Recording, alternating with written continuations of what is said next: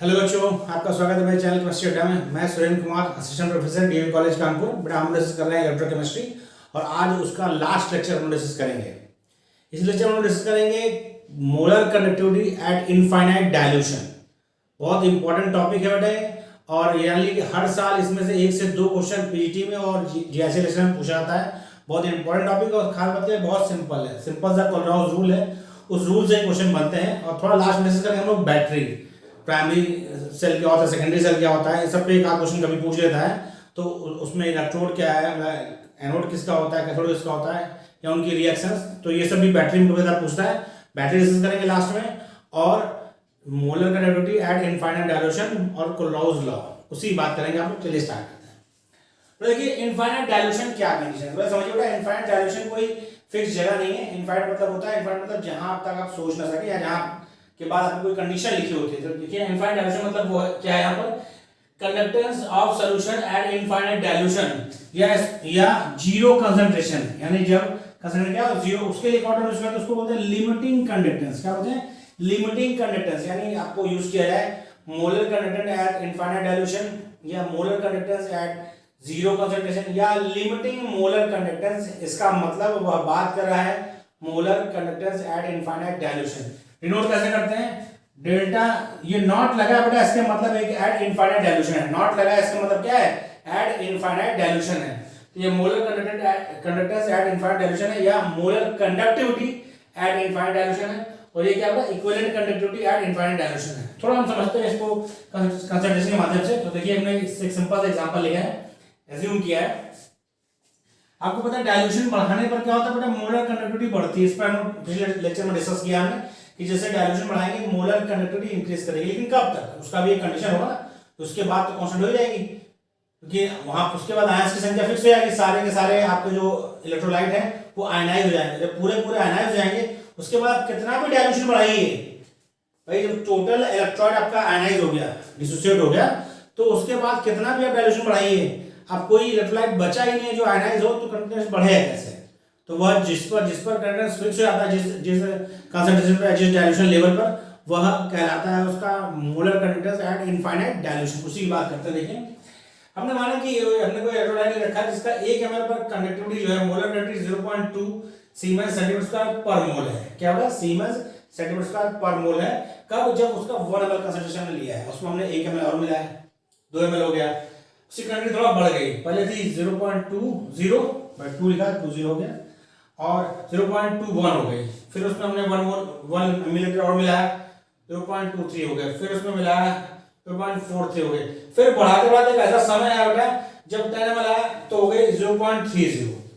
लेकिन उसके बाद हम क्या देख रहे हैं, फिर हम उसमें 1 ml और मिला रहे हैं, 11 ml कर रहे हैं, सोल्यूशन पूरा तो नहीं बढ़ रही है। फिर बढ़ाते हैं 30 ml तक हम ले जा रहे हैं, लेकिन वहां तक भी क्या हुआ, कोई भी कंडक्टिविटी में चेंज नहीं है। यानी जो 10 ml पर थी वही 30 ml पर है, कोई चेंज नहीं आ रहा है। यानी इसके मतलब यह क्या है, इनफाइनाइट डाइल्यूशन पॉइंट है। कौन सा पॉइंट है, ये इनफाइनाइट डाइल्यूशन है। क्या है, volume after which dilution does not increase conductance is known as infinite dilution point। ये पॉइंट क्या है, समझ क्या है, इस पर्टिकुलर इलेक्ट्रोलाइट के लिए 10 ml क्या है, इसका इनफाइनाइट डाइल्यूशन है, क्योंकि इसके बाद उसमें डाइल्यूशन करने पर उसकी कंडक्टिविटी बढ़ नहीं रही है। इसका मतलब वो पॉइंट क्या हो गया पॉइंट इनफाइनाइट डाइल्यूशन। उसी को और इन्वर्ट किया है, a point of volume where the concentration of electrolyte solution delta M is saturated, मतलब सैचुरेट हो गया, इसके बाद बढ़ेगा नहीं, फर्दर आपका कंडक्टिविटी इंक्रीज नहीं होगी। Concentration of electrolyte solution delta M is saturated called infinite dilution. क्या बोलते हैं उसको ना, इनफाइनाइट डाइल्यूशन बोलते हैं, या फिर क्या बोलते हैं, जीरो कंसंट्रेशन। क्या बोलते हैं, इनफाइनाइट डाइल्यूशन पॉइंट या जीरो कंसंट्रेशन पॉइंट कहते हैं इसको। It depends upon type of electrolyte. But जो इनफाइनाइट पॉइंट है, इनफाइनाइट डाइल्यूशन पॉइंट है, वह इलेक्ट्रोलाइट पर डिपेंड करता है। जैसे इलेक्ट्रोलाइट होगा, हर इलेक्ट्रोलाइट के लिए अलग अलग इनफाइनाइट पॉइंट होता है। तो यहाँ बात क्लियर होगी, इनफाइनाइट डाइल्यूशन वह पॉइंट है, इसके बाद फर्दर डाइल्यूशन बढ़ाने पर कंडक्टिविटी चेंज नहीं होगी। क्यों नहीं होगी, क्योंकि पूरा का पूरा कंप्लीट आयनाइजेशन हो चुका है, और जब कंप्लीट आयनाइजेशन हो चुका है तो उसके बाद तो कोई आपका इलेक्ट्रोलाइट बचा ही नहीं जो आयनाइज हो, तो कंडक्टिविटी बढ़ेगी कैसे, क्योंकि कंडक्टिविटी डिपेंड करती है नंबर ऑफ आयंस पे। जब total number of ion maximum हो गया है, यानी आयनाइजेशन 100% हो गया है, तो अब डाइल्यूशन बढ़ाने पर कंडक्टिविटी इंक्रीज नहीं करेगी। तो उसके लिए कंट्री निकालने के लिए जो रूल दिया गया वो कोलराउज लॉ है, बहुत इंपॉर्टेंट लॉ है, हर साल इस पर से क्वेश्चन आता ही आता है। बहुत सिंपल लॉ है, क्या हो रहा है, किसके लिए कैसे यूज करते हैं, for calculation of molar conductivity at infinite dilution of electrolyte. Electrolyte की molar conductivity at infinite dilution calculation के लिए यूज किया जाता है कोलराउज लॉ। बड़ा क्वेश्चन ये भी आते हैं, आपको 4 पेयर दे देगा और मैच द फॉलोइंग देगा, तो वहां आपको ध्यान रखना कौन सा रूल किस काम में आता है। कोलराउज लॉ किसमें आता है, to calculate molar conductivity at infinite dilution. क्या कहता है, according to Kohlrausch law limiting molar conductance of any electrolyte, according to Kohlrausch law limiting molar conductance of any electrolyte is the summation of individual contribution of cation and anion of that electrolyte। क्या है बेटा, जो molar conductivity या limiting conductivity at infinite dilution है वह क्या है, summation है इंडिविजुअल कंट्रीब्यूशन ऑफ कैटायन का और एनायन का, यानी एनायन की मोलर कंडक्टिविटी इनफाइनाइट डाइल्यूशन और कैटायन की molar conductivity at infinite dilution का सम है।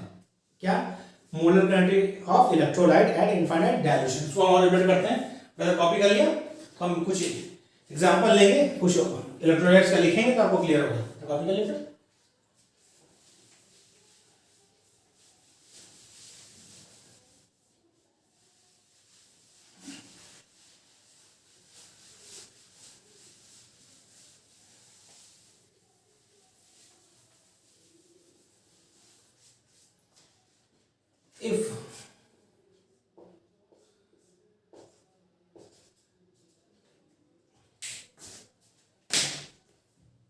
if lambda naught Na plus and lambda naught Cl minus is molar conductivity of Na plus and Cl minus respectively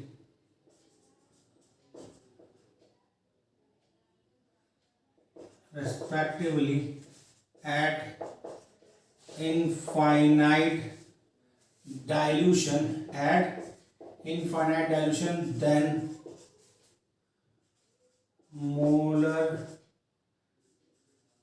conductivity of NaCl at infinite dilution delta naught NaCl equal to क्या होगा,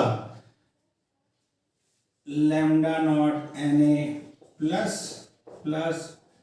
lambda naught Cl minus. क्योंकि यहाँ Kohlrausch law ही कह रहा है कि according to Kohlrausch law limiting molar conductance of any electrolyte is summation, मतलब जोड़ of individual contribution of cation and anion of that letter. NaCl में कौन कैटायन है, Na प्लस कैटायन है और Cl माइनस एनायन है, इन दोनों के molar conductivity at infinite dilution का समेशन होगा आपका NaCl की molar conductivity at infinite dilution. Simple सा एग्जांपल और लेते हैं, तो देखिए फॉर AlCl3, समझिए ध्यान से, हम कुछ पे लिखेंगे तो आपको क्लियर हो जाएगा। AlCl3 के लिए क्या होगा बेटा, AlCl3 के क्या होगा, अच्छा ये होगा आपका Al प्लस 3 का सिंबल लैम्डा से रखते हैं बेटा ताकि कंफ्यूजन ना हो, और नॉट Cl माइनस। ओके, ये आपसे पूछे फॉर Na2CO3, समझिए ध्यान से भाई क्यों ऐसा हुआ, क्योंकि यहाँ पर 3 Cl टूटेगा AlCl3 तो एक Al बनेगा और 3 Cl माइनस बनेंगे, इसीलिए यहाँ पर 3 से मल्टीप्लाई किया है जितना, क्योंकि बोला है पहले ही individual contribution of cation and anion. Cation का कंट्रीब्यूशन क्या था, एक Al प्लस 3 था और एनायन का कंट्रीब्यूशन का 3 Cl माइनस, इसलिए 3 से मल्टीप्लाई किया है क्लोराइड की मोलर कंडक्टिविटी पर। जैसे देखिए Na2SO4 है तो इसके लिए क्या होगा, इसके लिए होगा 2Na प्लस 2Na और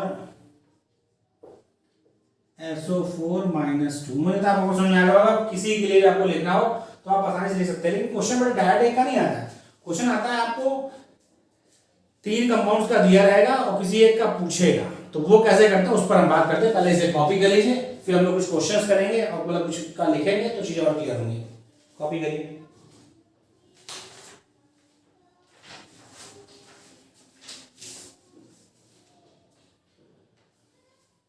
बड़े देर हो गया, बहुत आसान है, बहुत इजीली हो जाता है। प्रोग्राम क्लास से क्वेश्चन आते हैं बेटा, और खास बात क्या है कि बहुत सिंपल कैलकुलेशन है, बस थोड़ा केयरफुली करना होता है, और जब आप केयरफुली करते हैं तो आपका आंसर सही रहता है और बहुत कम समय में क्वेश्चन हो जाता है। प्रोग्राम पे हर साल क्वेश्चन आते हैं, इसलिए आपको जहां भी इस पर क्वेश्चन मिले इस कॉन्सेप्ट पर, क्वेश्चन को जरूर सॉल्व करें, ताकि आपको क्या हो, ये लगे कि आपको चीजें आने लगी हैं और कॉन्सेप्ट भी मजबूत होता है। देखिए मुझे क्वेश्चन है, कैलकुलेट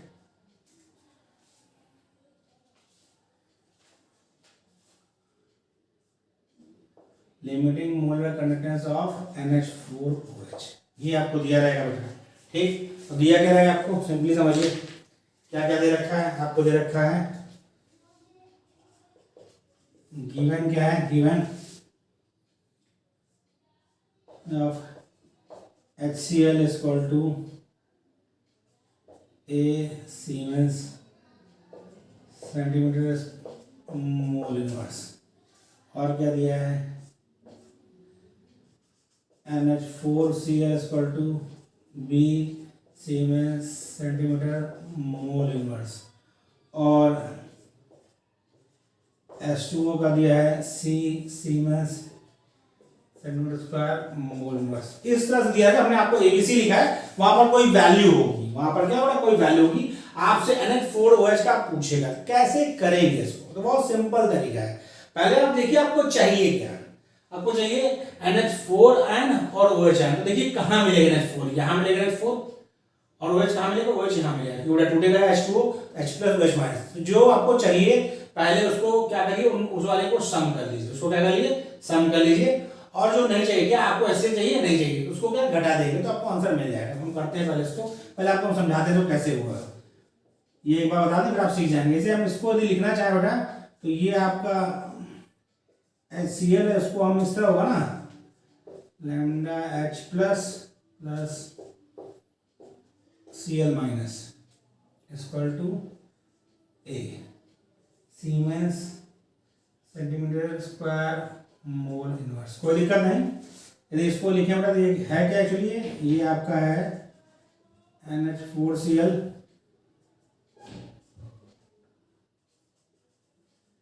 NH4 प्लस और Cl माइनस, ये क्या बेटा B सीमेन सेंटीमीटर स्क्वायर मोल इनवर्स। और तीसरा आपका क्या है, तीसरा आपका है H2O, ये क्या होगा बेटा, ये आपका हुआ H प्लस OH माइनस, ये आपका है सीमेन सेंटीमीटर स्क्वायर मोल इनवर्स। अब देखिए ये इस तरह से होगा, क्योंकि आपको बताया कि क्या होगा, HCl है, H का कैटायन का limiting molar conductance plus anion का लिमिटिंग मोलर कंडक्टेंस, क्योंकि एक एक बनेगा इसलिए 1 1 लिखा है। इसमें देखिए ये भी NH4 plus Cl minus, NH4 plus Cl minus, इसका कैटायन क्या है H प्लस OH माइनस, ये हो गया। अब आपका इक्वेशन 1 है, ये इक्वेशन 2 है, और ये इक्वेशन 3 है। तो देखिए क्या करना है हमको ये था NH4OH, तो NH यहां से मिलेगा, OH यहां से मिलेगा, तो इन दोनों को जोड़ दिया, यानी इक्वेशन 2 प्लस इक्वेशन 3, और ये हमको नहीं चाहिए माइनस इक्वेशन 1, ये करना बेटा। तो देखिए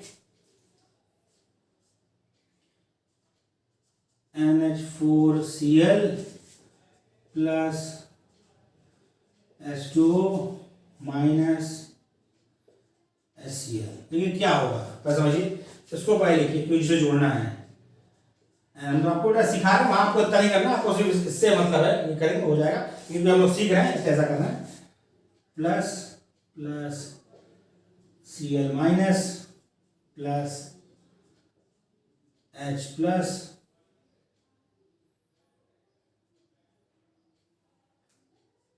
plus lambda naught O H minus. अब इसको क्या है, ये दोनों जोड़ दिया, इन दोनों को जोड़ दिया, इसको घटाना है तो माइनस हो जाएगा, minus lambda naught H plus minus lambda naught C minus. तो देखिए क्या होगा, ये आपका NH4 ठीक है, Cl यहाँ प्लस में है, यहाँ Cl माइनस में, ये कट जाएगा, H यहाँ प्लस में माइनस में, यहाँ H प्लस में, ये कट जाएगा। तो ये कितना आएगा, ये आपका आएगा lambda NH4 OH equal to क्या होगा, lambda naught NH4 plus plus lambda naught OH minus, ये होगा क्या बेटा, B plus C minus A, क्या होगा equal to B plus C minus A, ये आपका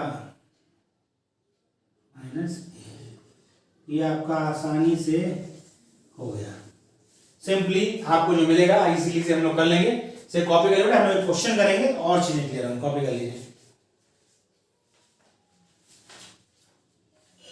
कॉपी कर लीजिए, इधर कॉपी हो क्या, इधर कॉपी कर लिया।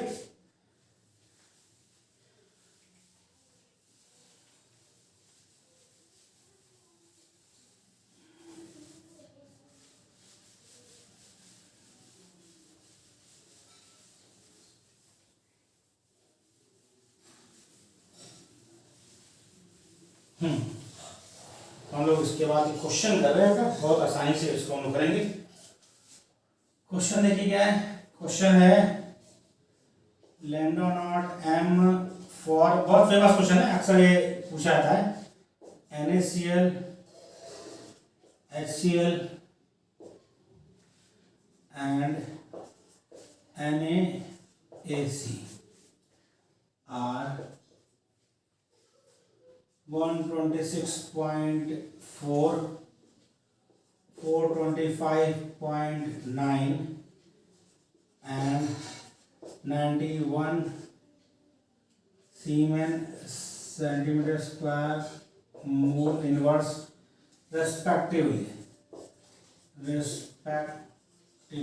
मतलब इसी तरह में होगा, NaCl का ये है, HCl का ये है और NaAC का ये है, ठीक है, respectively। Calculate lambda naught for HAC, HAC के लिए आपको चाहिए, तो कैसे करेंगे क्वेश्चन, इसको देखिए, हमें करना डायरेक्ट, तो हम तो एक साथ कर लेंगे, क्या करेंगे बेटा, देखिए हमें क्या चाहिए, ये H चाहिए, इसे ये दोनों को जोड़ देंगे, इसको घटा देंगे, इसका इसको जोड़ देंगे, इसको घटा देंगे, आंसर आपको मिल जाएगा। लेकिन क्योंकि हमें सिखाना है आपको, तो हम पूरा फुल कर रहे हैं। पहले क्या दे रखा है, आपको दे रखा है NaCl, ये क्या हुआ, ये हुआ आपका Na प्लस Cl माइनस, कितना वैल्यू इसका दे रखा है, इसका वैल्यू दिया 126.4, ये पहला क्वेश्चन हमारा होगा। फिर क्या दिया, HCl नॉट लगाया, okay, equal to naught H plus Cl minus का वैल्यू कितना दिया है 425.9, ठीक है, इक्वेशन 2 हुआ। अब इक्वेशन दिया गया है NaAC, ये कितना होता है आपका, ये हुआ आपका Na प्लस और AC माइनस, इसमें मतलब बेटा एसीटेट आयन है, कौन सा है, एसीटेट आयन, अब इसमें एसीटेट आयन है 91। तो क्वेश्चन नंबर 3, ध्यान देखिए बेटा, हमें चाहिए क्या, हमें चाहिए इसके लिए, तो हमको चाहिए HAC, मतलब lambda naught H plus plus not AC minus, इसके लिए कैलकुलेट करना था, ओके। तो देखिए हमें क्या चाहिए, हमें H प्लस चाहिए, ये रहा, और इसलिए H प्लस इसमें है और AC इसमें है, ये दोनों है बेटा हमारे पास, यानी इक्वेशन 2 और 3 को जोड़िए और एक को घटा दीजिए, तो समझिए equation 2 plus equation 3 minus equation 1 कर देते हैं, तो हमारा मिल जाएगा हमारा वाला। इसके बाद जो हमको मिलेगा वो होगा डेल्टा HAC, कैसे मिलेगा देखते हैं, 2 और 3 को जोड़ना है, तो ये आपका आ गया lambda naught H plus plus lambda naught C L minus plus lambda naught N A plus plus lambda naught A C. Minus क्या करना है, पहले वाले माइनस करना है बेटा, lambda naught N A plus minus lambda naught C L minus. और ये जब करेंगे बेटा तो इसमें वैल्यू भी करना पड़ेगा, कौन कौन सा, इन दोनों को जोड़ना है। मतलब 425.9 प्लस 91 माइनस 126.4 करना है। तो देखिए बेटा यहाँ से देखिए आपका H यहाँ पर है प्लस इसमें, ठीक है, यहाँ आपका Cl है प्लस में और वहाँ Cl माइनस में है, ये गया। सोडियम प्लस में यहाँ पर, सोडियम माइनस में है, ये गया। तो बचा क्या बेटा, बचा आपका यही ना, देखिए ये बचा और क्या बचा, ये क्यों काट रहा है भाई, ये नहीं, ये काटना था गलत, ये बचा और ये बचा, क्या बचा, H प्लस और AC माइनस बचा, माइनस बचा, H प्लस बचा और AC माइनस बचा, तो ये बचा आपका दोनों। बाकी ये कट गया, Cl इससे कट गया, Na इससे कट गया। इसको करेंगे बाद कितना आएगा, देखिए जोड़ लीजिए इसको जोड़िए दोनों को, कितना हो जाएगा, हो जाएगा 5 1 6 9 2 11 1 हासिल लगा 1 516.9 माइनस 126.4। 516 में से 26 घटा दीजिए, 516 में क्या कर दूँ मैं, नहीं कर रहा हूँ, 516.9 में से 126.4 घटा दीजिए, ये 5 बचेगा, ठीक है ना, ये 0 बचेगा, ये 9 2 11 बचेगा 9 और इसमें कितना बचेगा 300, ठीक है, क्यों बचेगा, क्यों बचेगा, क्यों बचेगा, क्योंकि ये इसने दे दिया 4 बचा, ये बचा 390.5, ये आएगा 390.5 siemens centimetre square mole inverse. तो बहुत आसानी देखिए हो गया बेटा, बहुत इजीली, कहीं कोई दिक्कत नहीं हुई हमें, बहुत आसानी से हो गया, ठीक। आइए हम लोग आगे बात करते हैं। मेरा कॉपी हो गया आपका, ठीक, तो कॉपी कर लिया सेट का। अब हम लोग कुछ और चीजें सीखते हैं, एक नोट करके लिखिए, ट्रांसपोर्ट नंबर पर कभी अगर क्वेश्चन आता है ट्रांसपोर्ट नंबर निकालने के लिए, तो उसको कैसे करेंगे उसकी बात करते हैं। उसके लिए भी बहुत सिंपल फॉर्मूले हैं, उन फॉर्मूले को यदि आप याद रखेंगे तो ट्रांसपोर्ट नंबर आसानी से निकल जाएगा।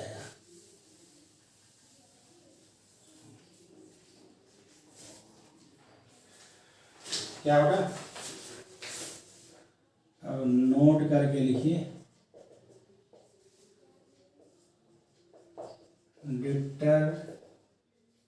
Determination of transport number. Determination of transport number किस मेथड से निकालते हैं इसको, हम लोग उसको बोलते हैं हिटॉर्फ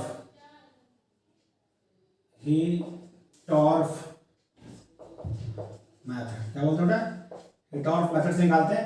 पूछ ले सकता है कभी कि ट्रांसपोर्ट नंबर किस मेथड निकालते हैं, हिटॉर्फ मेथड से निकालते हैं। इन्होंने ड्राइव किया है ट्रांसपोर्ट नंबर निकालने का तरीका, क्या होता है बेटा समझिए मेरे ध्यान से, कुछ ना कुछ पॉइंट ध्यान रखना आपको। क्या, transport number of cation T plus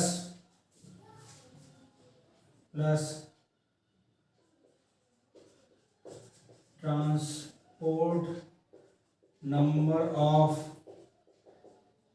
anion T minus equal to 1, यानी T प्लस और plus T minus equal to हमेशा 1 होता है। बहुत ध्यान से समझिए सिचुएशन को, यानी आपने एक कायदा निकाल लिया, दूसरे वाले के लिए कुछ करना नहीं, 1 से घटा देना है। क्या करना है, 1 से घटा देना है। और जो अगला सबसे इंपॉर्टेंट फॉर्मूला है, वेरी वेरी इंपॉर्टेंट, क्योंकि पूछता हमेशा क्या है, transport number eight infinite dilution. तो यानी transport number of cation eight infinite dilution, उसका फॉर्मूला क्या है, उसका फॉर्मूला है conductivity of cation at infinite dilution divided by molar conductivity of solution at infinite dilution। क्या होगा? cation का आपको चाहिए ट्रांसपोर्ट नंबर, तो वो इक्वल टू होगा conductivity of cation at infinite dilution divided by molar conductivity of solution at infinite dilution। और यदि आपको anion का चाहिए होगा तो वो क्या होगा? वो होगा आपका conductivity of anion at infinite dilution divided by molar conductivity of solution at infinite dilution। बहुत ही इंपॉर्टेंट ये फॉर्मूले हैं दोनों, आप याद रखिए, बहुत इंपॉर्टेंट, वेरी वेरी इंपॉर्टेंट लगा दिया है। तो आपको फॉर्मूले याद है, ट्रांसपोर्ट नंबर निकालने के लिए पूछता है, पर आपको ये पता रहेगा, दोनों पता रहेगा, आप आसानी से ट्रांसपोर्ट नंबर किसी का भी निकाल सकते हैं, चाहे cation का पूछे चाहे anion का पूछे, चाहे cation पूछे चाहे anion का पूछे। कॉपी कर लीजिए इसे, कॉपी कर लिया। तो देखिए यदि इन दोनों को सम करेंगे, इन दोनों को सम करेंगे तो क्या, दोनों का सम मिलाकर 1 ही आएगा। इसको जोड़िए, इन दोनों को जोड़ेंगे तो क्या आएगा? हमेशा 1 ही आएगा। ओके, ठीक है, कॉपी कर लीजिए। फिर हम आगे बात करते हैं, अगला पॉइंट डिस्कस करते हैं।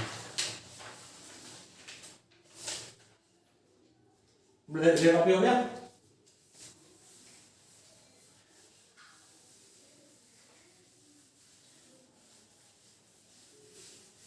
जितनी चीजें आपको बताई जा रही हैं सब चीजें याद रखिए। क्वेश्चंस जहां भी आपके पास, जो प्रैक्टिस बुक मैंने आपसे कहा था, एक प्रैक्टिस बुक जरूर रखिए, क्योंकि प्रैक्टिस बुक नहीं रखेंगे तो सिर्फ थ्योरी से काम नहीं होगा। प्रैक्टिस भी करनी होगी क्वेश्चंस की, तो एक प्रैक्टिस बुक रखिए, उससे क्वेश्चंस की प्रैक्टिस एक बार नहीं करिए, ऐसा नहीं एक बार प्रैक्टिस कर लिया।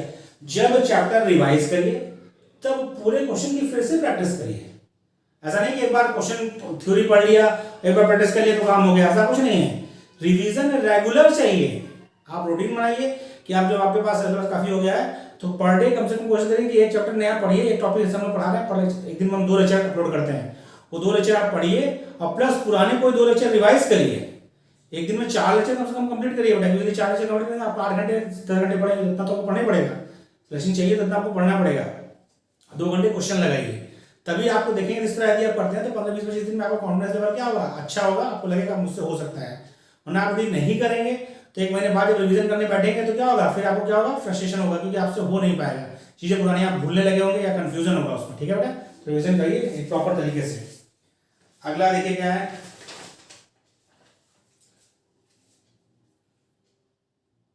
ये भी नोट में लिखना बेटा, ये भी बहुत इंपॉर्टेंट है।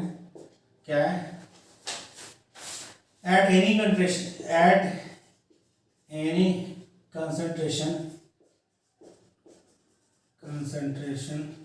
C, if अल्फा इज, बेटा अल्फा है, ठीक है, इसको डी मत समझिए, मैं थोड़ा घुमाता हूँ। If alpha is the degree of dissociation, if alpha is the degree of dissociation, then it can be, very important formula, alpha is equal to delta m by delta naught m। बहुत पूछा जाता है, कई बार पूछा गया है। क्या बेटा? एक्चुअली ये है molar conductivity eight given concentration, molar conductivity at given concentration divided by molar conductivity at infinite dilution। बहुत ही इंपॉर्टेंट, वेरी वेरी, जितना भी वैल्यू लगा है हम इसमें 5 स्टार लगाते हैं बेटा।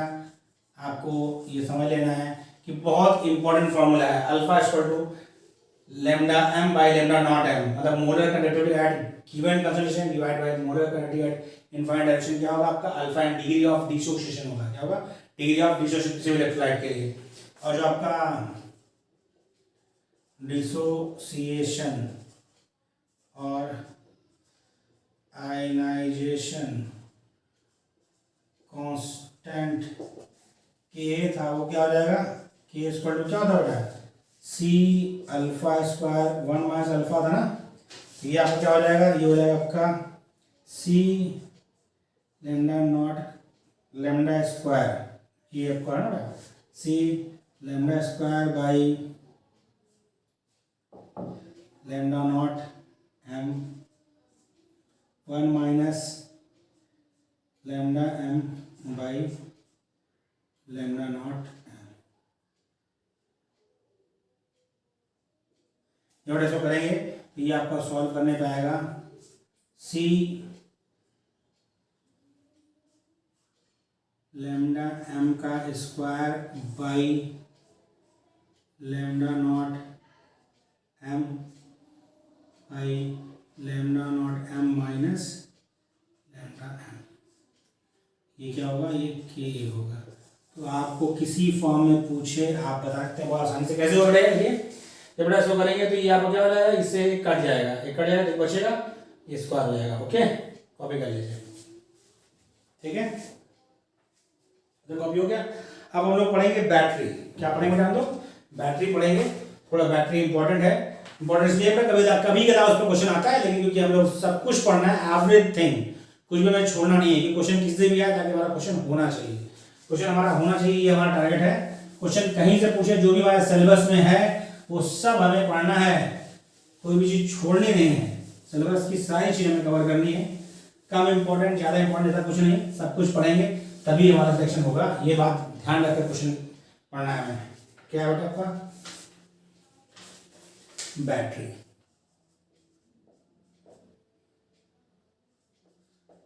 बैटरीज, ये आपको एच लग रहा होगा, मेरा लिखने का तरीका ऐसा ही बेटा, बैटरीज। इसमें क्या होता है बेटा, रिडॉक्स रिएक्शन जो होती है वो होती है आपकी केमिकल इनपुट है। इसमें हमेशा क्या होता है, रिडॉक्स रिएक्शन होती है, केमिकल इनपुट है, जिससे हमें इलेक्ट्रिकल आउटपुट मिलता है। क्या मिलता है, इलेक्ट्रिकल आउटपुट मिलता है। रिडॉक्स रिएक्शन हमारा इनपुट है और हमें इलेक्ट्रिकल आउटपुट मिलता है। इसमें क्या बेटा आपको समझिए, यदि हम बैटरी की बात करें तो बैटरी को बेसिकली दो पार्ट में क्लासिफाई किया गया है, बहुत ध्यान समझिए। पहला क्या है, प्राइमरी बैटरी, और दूसरा आपका है सेकेंडरी बैटरीज। इसमें क्या होता है, नॉट चार्जेबल। ध्यान देखिए, ये चार्ज नहीं होती, प्राइमरी बैटरी कभी भी चार्ज नहीं होती, एक बार यूज होगी यानी सिंगल टाइम यूज होता है।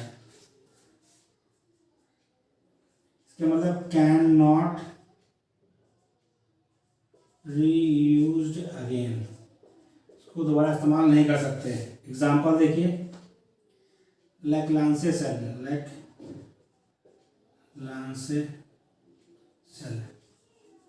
और दूसरा आपका है मरकरी सेल। लांसे सेल और मरकरी सेल प्राइमरी सेल का एग्जांपल है बेटा। यह है एक बार इस्तेमाल होती है, इन्हें चार्ज नहीं कर सकते, इन्हें रीयूज नहीं कर सकते। जबकि सेकेंडरी बैटरी जो हमारा है वो है चार्जेबल,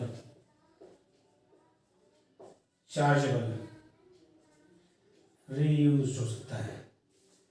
एग्जांपल देखिए, पहला लेड स्टोरेज बैटरी,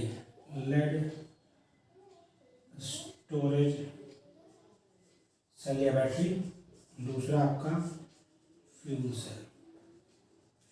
कॉपी कर लिए, बहुत इंपॉर्टेंट। हाँ तो देखिए पॉइंट है, देखिए पूछता है प्राइमरी सेल और इसमें डिफरेंस पूछ सकता है बेटा, कि तो आपको ध्यान रखना होगा कि प्राइमरी बैटरी जो होगा वो नॉट चार्जेबल होगा, मतलब चार्ज नहीं सकता और वो दोबारा इस्तेमाल नहीं कर सकता। एग्जाम्पल उसका है लांसे सेल और मरकरी सेल।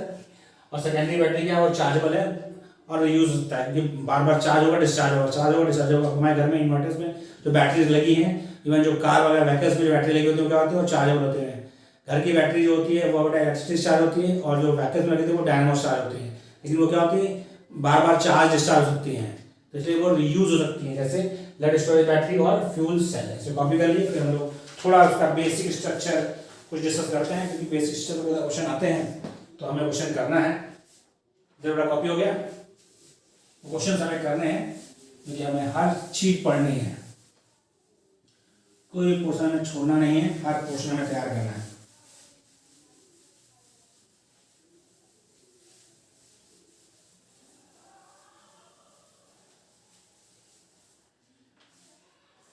ओके, मैं देखते हैं। पहला हमारा है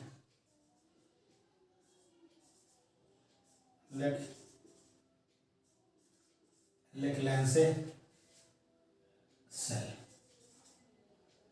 लेक्लेंसे सेल देखिए कहाँ होता है, यूज्ड इन ट्रांजिस्टर्स, जो ट्रांजिस्टर्स घर में बचते हैं बेटा उनमें यूज होता है। और कहाँ, जो वॉच होती है आपकी, घड़ियाँ लगी होती हैं उसमें यूज होता है वॉच। इसका आउटपुट वोल्टेज है 1.5 वोल्ट और कैन नॉट रीयूज, वो इस्तेमाल नहीं कर सकते। अब देखिए थोड़ा इसका स्ट्रक्चर देखिए,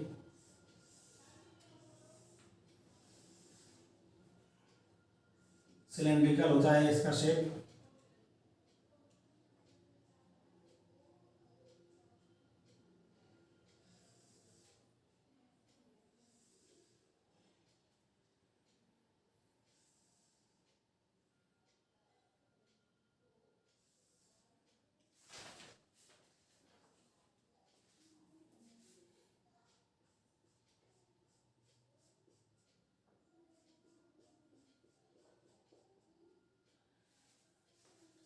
ये आपका बड़ा जिंक का इसका खोल होता है जिसमें भरा होता है, आप देखेंगे वो क्या होता है, जिंक होता है।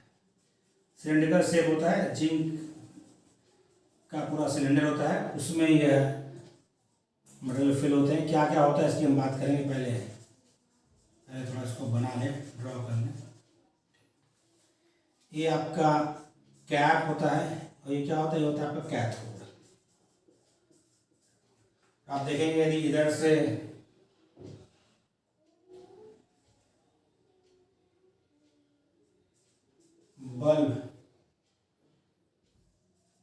बल्ब यहाँ से यहाँ यदि वायर से जोड़ेंगे क्या होगा, ये जलेगा। ये इसके कैथोड से, और ये क्या होता है, ये होता है आपका एनोड। क्या होता है, एनोड। पूरा एनोड होता है, जो सिलिंड्रिकल होता है बेटा आपका पूरा ही एनोड होता है। तो आप कहीं भी लगाएंगे और ऊपर के जो कैप उसकी टिप पर बीच में आपका बल्ब लगा है और उसका 2 कनेक्शन है, आप जोड़ते हैं तो क्या होगा, बल्ब आपका जलेगा। बल्ब क्या होगा, जलेगा आपका। तो इसके बाद बेटा क्या है, ये कंटेनर होता है, container made by zinc. Zinc का कंटेनर होता है और उसमें क्या होता है बेटा, ध्यान रखना है, ये जो आपकी ये कैप जिस पर लगा होता है वो रॉड होती है, वो होती है क्या, ग्रेफाइट। ग्रेफाइट की रॉड होती है, मतलब आपका जो कैथोड होता है वो ग्रेफाइट का होता है और एनोड जिंक का होता है। ओके, फिर इसमें जो ये भरा हुआ है मटेरियल, ये पूरा मटेरियल जो भरा हुआ है इसमें, वो क्या होता है, वो होता है बेटा आपका होता है पेस्ट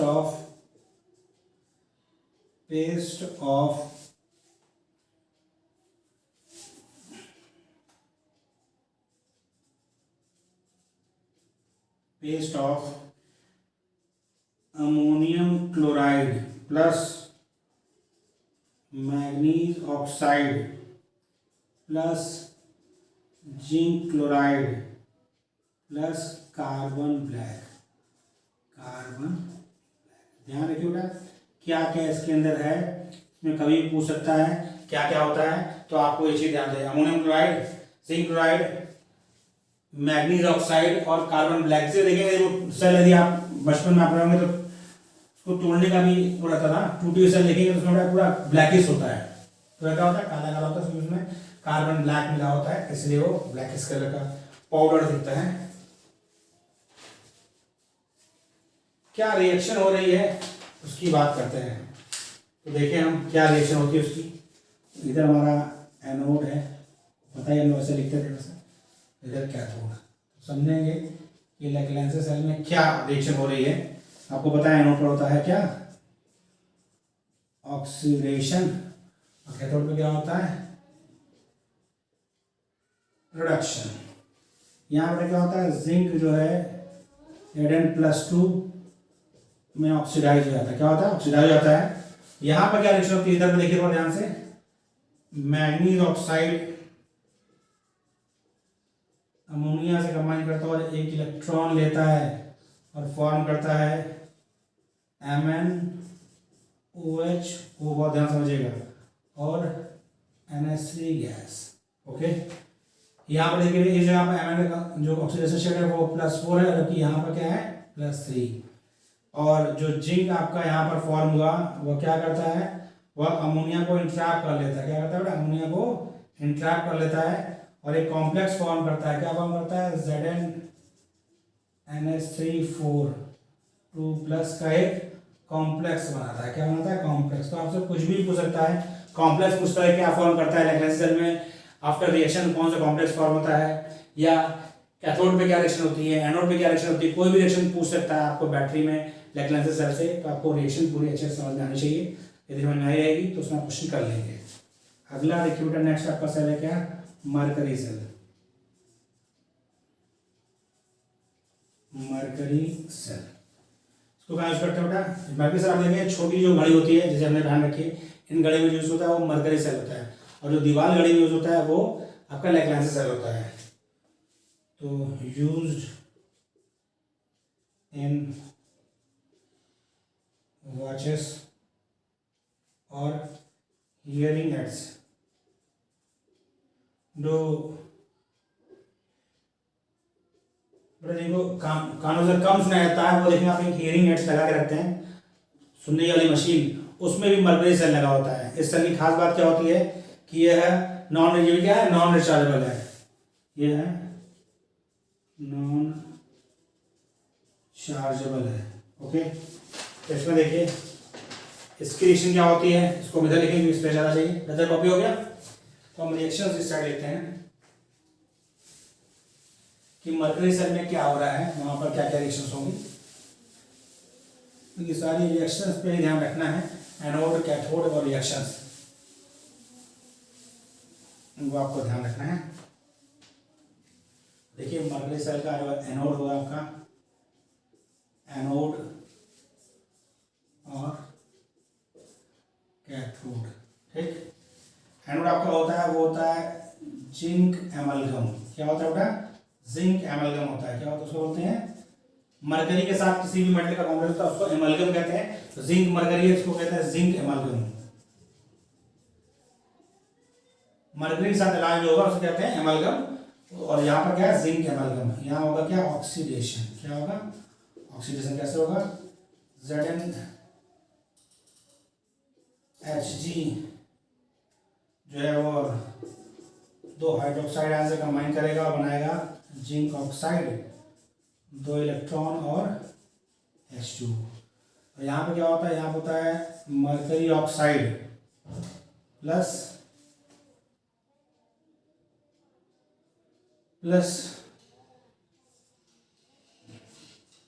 KOH और मतलब पोटेशियम हाइड्रोक्साइड और जिंक ऑक्साइड का क्या होता है, पेस्ट। क्या होता है बेटा, पेस्ट होता है।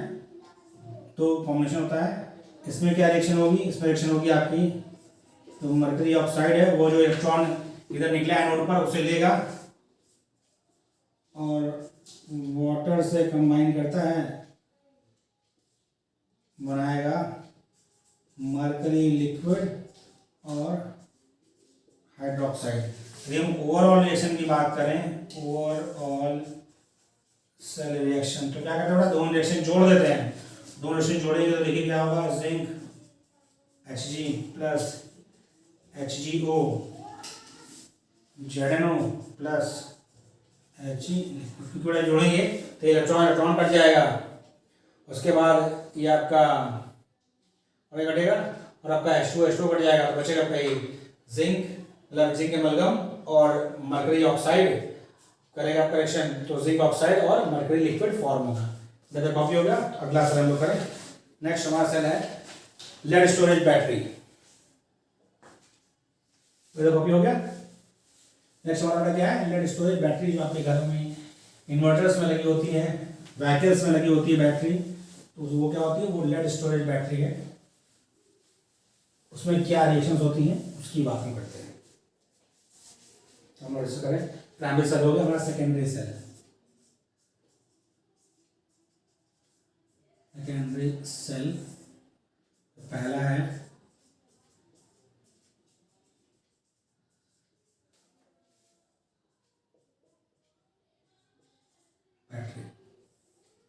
कैल्शियम बैटरी में क्या होगा, इस पर ये क्या है, निगेटिव एनोड क्या होता है, लेड और लेड सल्फेट। फिर क्या होता है उसमें, सल्फ्यूरिक एसिड सॉल्वेंट रहता है कितना, 30% कंसनट्रेटेड सोल्यूशन होता है, 30% कंसनट्रेटेड सल्फ्यूरिक एसिड होता है। और फिर होता है आपका कैथोड, ये होता है पॉजिटिव, ये क्या होता है, PbO2 और लेड सल्फेट। ठीक, अब हम देखते हैं एनोड पर क्या होगा बेटा, देखिए एनोड पर क्या होता है, एनोड पर होता है ऑक्सीडेशन। क्या होता है, ऑक्सीडेशन। ऐसा होगा Pb प्लस SO4 माइनस 2, तो PbSO4 बनेगा और 2 इलेक्ट्रॉन रिलीज होगा। और कैथोड पे क्या होता है बेटा, कैथोड पे होता है रिडक्शन। कैथोड पे क्या होता है,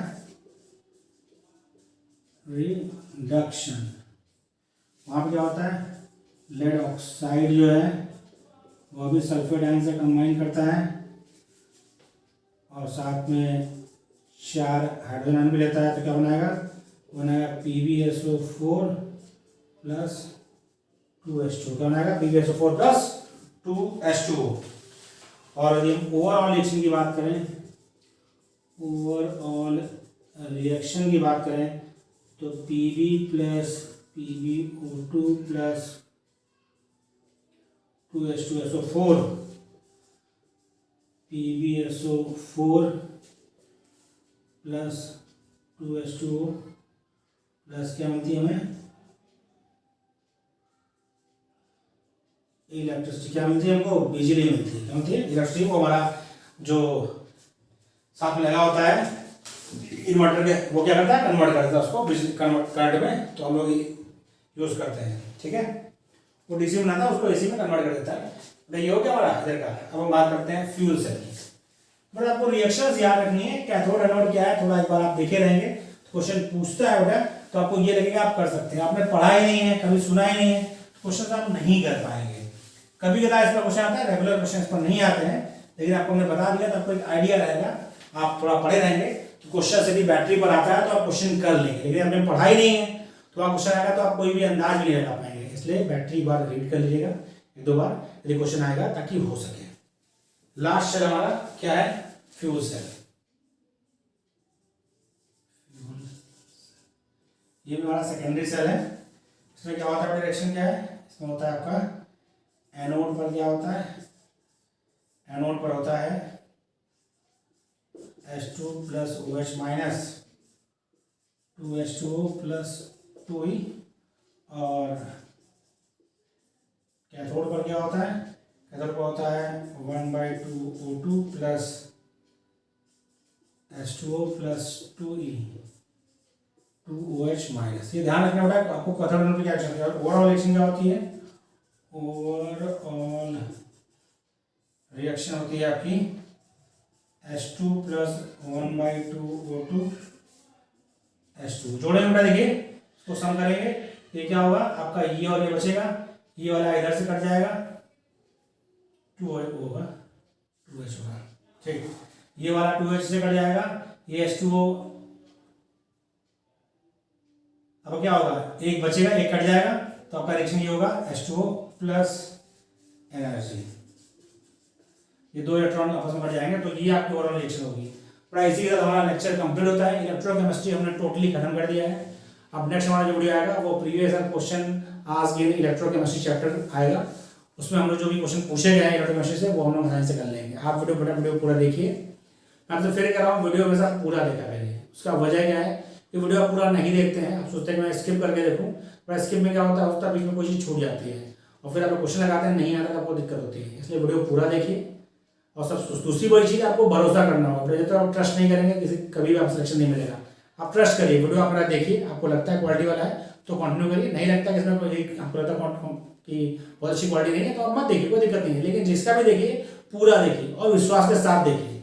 सिलेक्शन तभी होगा जब आपको विश्वास होगा, क्योंकि बेटा आपको पूरी तैयारी करनी है और पूरी तैयारी करनी तो बहुत अच्छी खासी मेहनत करनी है। तो मेहनत तभी होगी जब आपस में विश्वास जनरेट होगा। मेरा पूरा प्रयास है कि आपका सिलेक्शन हो, इसलिए हम जितनी भी इंपॉर्टेंट चीज़ें हैं सब चीज़ें कंप्रेस करके आपको देते हैं, जितने आपको जाननी चाहिए उतनी आपको देते हैं सिलेक्शन के लिए।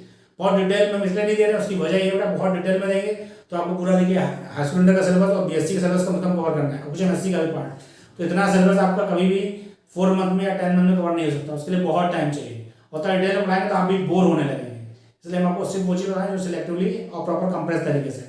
तो बाकी आपको डिटेल में पढ़ना है, आपके पास बुक अवेलेबल है, उस बुक से आप डिटेल में पढ़ सकते हैं। आपके पास समय नहीं निकल रहा है, एक्स्ट्रा समय बच रहा है, तो आप बुक से थोड़ा अपना नॉलेज बढ़ाइए, कोई दिक्कत नहीं है। लेकिन जितना हम पढ़ा रहे हैं उतना आपको कम से कम तैयार होना ही चाहिए, उससे कम में कोई आपका सिलेक्शन नहीं होगा। यदि आपने उतना अच्छा तैयार कर लिया, सारे क्वेश्चंस लगा दिए थे प्रीवियस जो इतने हम करा रहे हैं, प्लस जो आपके पास प्रैक्टिस बुक है, उस प्रैक्टिस बुक को कम से कम 3 बार सॉल्व करिए। मैं बोल रहा हूँ कम से कम 3, मतलब 3 से ज़्यादा करें तो उतना गुड है, लेकिन कम से कम 3 बार। और जितने भी हमने प्रीवियस क्वेश्चन लगवाए हैं वो कम से कम 3 बार सॉल्व करेंगे, तब जाके आप सिलेक्शन के पास पहुंचेंगे। उससे कम में यदि आप सिलेक्शन की उम्मीद रखते हैं तो आप गलत हैं। सिलेक्शन चाहिए तो इतना पढ़ना ही होगा। ओके बेटा, इससे हमारा लेक्चर खत्म होता है। Thank you.